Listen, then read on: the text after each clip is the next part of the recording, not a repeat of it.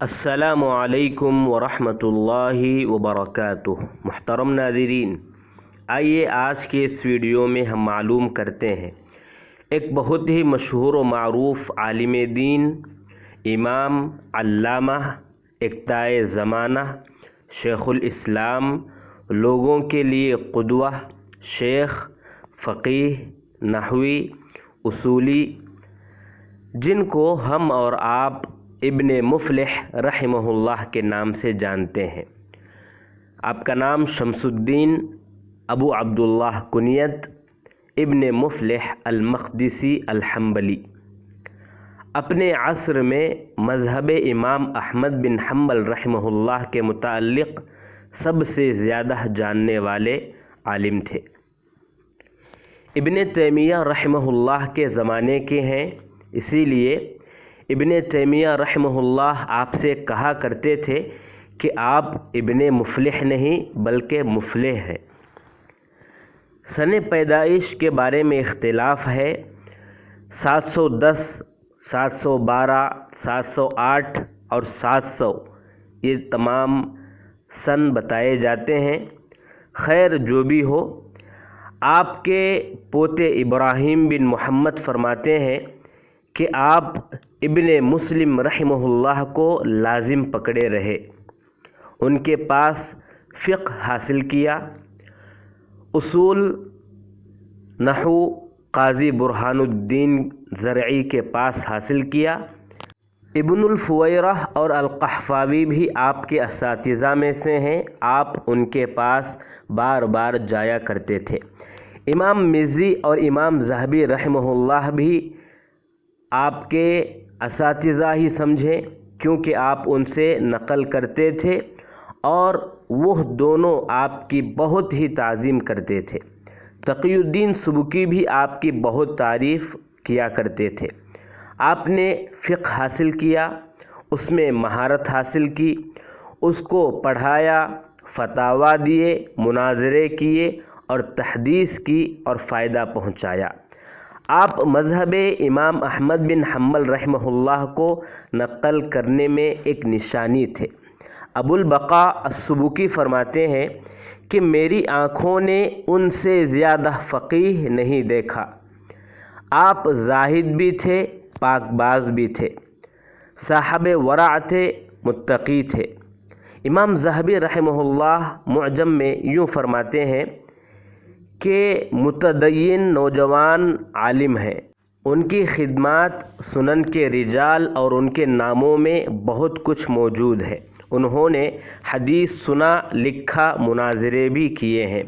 ابن کثیر رحمہ اللہ فرماتے ہیں کہ وہ ماہر اور فاضل تھے، بہت سے علوم اور فنون کے شہسوار تھے، خاص کر علم فروع میں مذہب امام احمد بن حنبل کے نقل کرنے میں آپ ہی سب سے بہتر تھے۔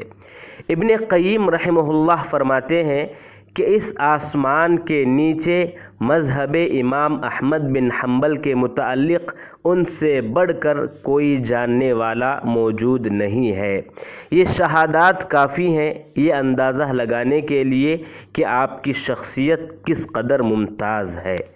جیسا کہ ہم نے اس سے پہلے بھی کہا کہ آپ ابن تیمیہ رحمہ اللہ کے زمانے میں موجود تھے، تو آپ ان کے پاس بھی علم حاصل کیے ہیں، گویا کہ آپ ان کے خاص شاگرد ہیں۔ ان سے یعنی ابن تیمیہ رحمہ اللہ سے بہت نقل کیے ہیں۔ اسی لیے امام ابن تیمیہ رحمہ اللہ کا قول ہم نے شروع ہی میں بیان کیا۔ انہوں نے کہا کہ آپ ابن مفلح نہیں بلکہ مفلح ہو۔ ابن تیمیہ رحمہ اللہ کے مسائل اور اختیارات کے بارے میں کافی علم آپ کے پاس تھا۔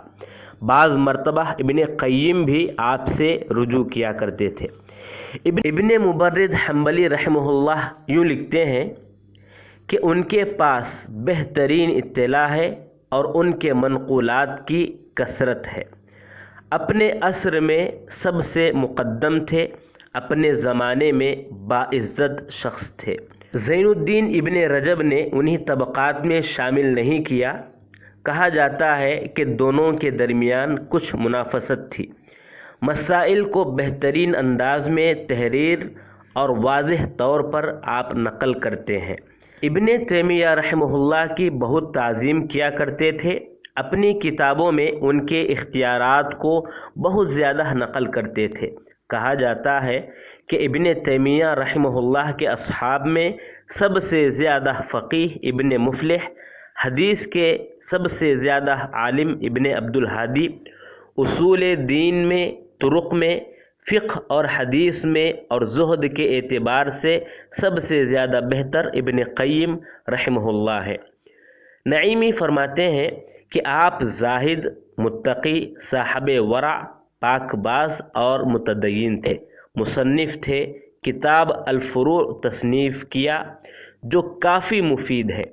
ان کے پڑپوتے برہان الدین ابراہیم بن مفلح فرماتے ہیں المقصد الارشد میں کہ ہمارے زمانے میں مذہب اربعہ کے محفوظات میں ان سے بڑھ کر میں نے کسی کو نہیں دیکھا، جس کی دلیل المنتقی فی الاحکام جو ان کی کتاب ہے، ان پر انہوں نے تعلیق چڑھایا ہے، وہ بہترین دلیل ہے۔ ابن مفلح قاضی مفتی تھے۔ قاضی القضات جمال الدین یوسف بن محمد المرداوی المقدسی الحنبلی کے نائب تھے، یعنی وہ قاضی تھے تو ان کے نائب آپ تھے۔ انہی کی بیٹی سے آپ کی شادی بھی ہوئی تھی۔ آپ کئی مدارس میں بحیثیت مدرس خدمات انجام دیے، جیسے مدرسہ صاحبیہ، مدرسہ عمریہ، مدرسہ سلامیہ، صدریہ، دارالحدیث، العالمہ۔ تو ان تمام مدارس میں آپ نے بحیثیت مدرس خدمات انجام دی ہیں۔ آپ کے تلامذہ میں زین الدین عبد الرحمن بن حمدان، محمد بن ابراہیم، محمد بن یوسف المرادی، محمد بن عبید بن داؤد المرادی، علی بن احمد بن محمد بن التقی، سلیمان بن حمزہ المقدسی۔ آپ کی تصانیف کے بارے میں اگر بات کریں تو آپ کی کئی تصنیفات ہیں جو منفرد ہیں، متقن ہیں اور بہترین کتابیں ہیں۔ آپ کی 2 کتابیں جو مشہور کتابیں ہیں اور کافی مفید کتابیں ہیں، ان 2 کتابوں کے بارے میں ہم مختصر بات کرتے ہیں۔ سب سے پہلی کتاب الفروع جو 4 جلدوں میں ہے، حنابلہ کی یہ نافع جامع کتاب ہے۔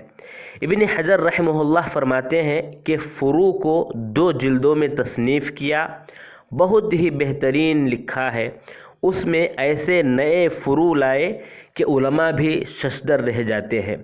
ابن مبرد لکھتے ہیں کہ مذہب حنابلہ کو اس میں جمع کیا، کہا جاتا ہے کہ وہ مذہب کے جھاڑو ہیں، یعنی ان کا لقب ان کو جو ہے مکنسۃ الحنابلہ کہا جاتا ہے، یعنی مذہب کے جھاڑو ہیں۔ یہ مدح کے طور پر ہے، اس میں کوئی قباحت کی بات نہیں، اس کو ذم میں نہ لیا جائے۔ نمبر 2 الآداب الشرعیہ، ابن مفلح رحمہ اللہ کی مشہور اور معروف یہ تصنیف ہے جو علمی اور قیمتی عظیم کتاب ہے کہ اس میں کتاب و سنت سے مستنبط بہت سے اخلاق کے اصول بیان کیے گئے ہیں۔ فروع جو کتاب ہے آپ کی، اسی کی طرح اسی کے انداز میں اس کو بھی لکھا گیا ہے۔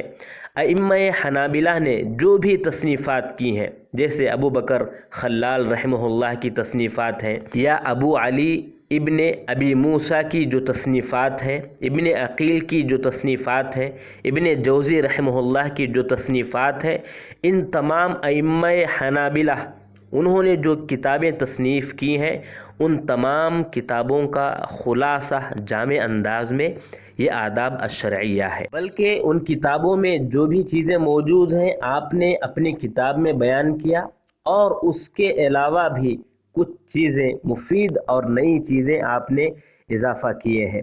اس کتاب کے متعلق بات کرتے ہوئے وہ خود یوں لکھتے ہیں مقدمہ میں کہ جو ان کو جان لے گا، یعنی اس کتاب کو جو جان لے گا اس کے علم کی قدر کی جائے گی، اور وہ جان لے گا کہ خود کتاب کو پڑھنے والا یہ جان لے گا کہ اس نے ان فوائد کو معلوم کر لیا ہے جن کو اکثر فقہا نہیں جانتے یا فقہا میں اکثر لوگ نہیں جانتے۔ مزید ایک بات جو اس کتاب کی علمی قیمت کو بڑھاتی ہے وہ یہ ہے کہ اس میں جو چیزیں موجود ہیں، اس میں جو چیزیں منقول ہیں، وہ ایسی کتابوں سے منقول ہیں جو کتابیں ہم تک نہیں پہنچی ہیں۔ جیسے ابن عقیل رحمہ اللہ کی کتاب الفنون ہے، اس کتاب سے کئی منقولات آپ نے اپنی کتاب میں ذکر کیا ہے۔ اسی طرح رعایت الکبریٰ جو ابن حمدان کی کتاب ہے، اس کتاب سے بھی آپ نے کچھ منقولات بیان کیے ہیں جو آج ہمارے پاس موجود نہیں ہے۔ اسی طرح المستوعب محمد بن عبید اللہ السامری کی کتاب ہے، اس کتاب سے بھی آپ نے کچھ منقولات لیے ہیں جو کتاب ہمارے پاس موجود نہیں ہے۔ مدرسہ ابن تیمیہ رحمہ اللہ کے متعلق جن کو بھی تھوڑی بہت سدھ بدھ ہے، وہ جانتا ہے کہ ان کے پاس قرآنی اور حدیثی نصوص کا کافی اہتمام ہے۔ ابن تیمیہ، ابن رجب، ابن کثیر رحمہم اللہ اجمعین کی کتابیں اس پر دال ہیں۔ انہی کی طرح یہ کتاب الآداب الشرعیہ بھی نصوص قرآنی اور متون احادیث سے بھرپور ہے۔ کتب ستہ کی حدیثیں اس میں موجود ہیں، مسند امام احمد بن حنبل رحمہ اللہ کی حدیثیں اس میں موجود ہیں، صحیح ابن حبان رحمہ اللہ کی حدیثیں اس میں موجود ہیں، اور وغیرہ۔ رجال پر بھی اور اسناد پر بھی آپ وقت ضرورت بات کرتے ہیں جب ضرورت محسوس ہو۔ غریب الفاظ کی تشریح بھی آپ کرتے ہیں۔ جس طرح آپ علماء سے نقل کیے ہیں اسی طرح وقت ضرورت ان پر رد بھی کرتے ہیں، جہاں موقع ملے یا جہاں پر ان کو بات صحیح نہ لگے وہاں پر وہ باقاعدہ کھل کر رد بھی کرتے ہیں۔ اور آداب شرعیہ کو مطالعہ کرنے والا اس بات سے ضرور مطلع ہوگا کہ ہم شروع میں جو بار بار بیان کیے ہیں کہ آپ مذہب حنابلہ کے بہت بڑے عالم تھے، تو آداب شرعیہ کو پڑھنے والا اس کو بآسانی محسوس کرے گا کہ مذہب امام احمد بن حنبل رحمہ اللہ کے متعلق آپ واسع الاطلاع ہیں۔ اسی لیے اس کتاب کو پڑھنے والا امام احمد بن حنبل رحمہ اللہ، ان کے اصحاب اور ان کے جو علماء ہیں، اس مذہب کے جو علماء ہیں، ان کے منقولات کو کثرت سے پائے گا۔ کبھی کبھی آپ یہ بھی الفاظ یہ بیان کرتے ہیں کہ مجھے یوں خیال آتا ہے یا میرے حفظ میں ایسا ہے، تو معلوم ہوتا ہے اس سے کہ آپ اس کتاب میں کئی حفظ کی باتیں بھی، یادداشت کی باتیں بھی لکھے ہیں۔